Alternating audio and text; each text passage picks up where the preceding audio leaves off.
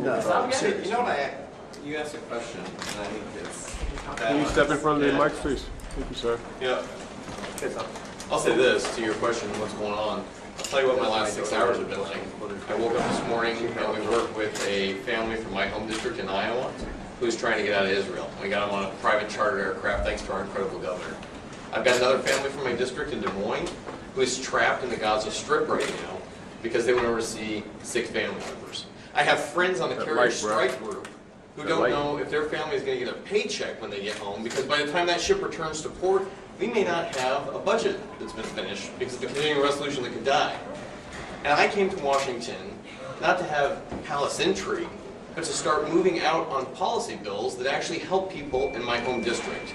So while there are a lot of people in DC who want to have a debate over what politics are going to look like and who's in the speaker's chair, there's a lot of Americans right now, including my 750,000 bosses, that want me to get work done.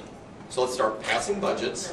Let's start moving forward with our national security. Let's stand with our strongest ally in the Middle East right now. And most importantly, let's have a government that is functioning. And this means both Democrats and Republicans. So here's what I'm very committed to. I want to see a speaker election that becomes secondary to putting the people's politics and the people's policy first.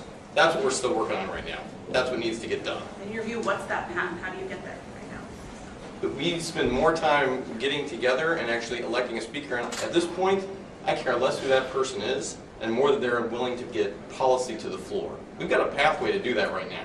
There's a lot of very good people in that room right now, but there's a lot of people, and I'm only on this job for 10 months. There's a lot of people with a lot of baggage. They need to move beyond what's in their personal interest and start putting their 750,000 bosses' interests before their own. What about empowering McHenry? Discussion and all that. I think that's a great question to talk to McHenry about.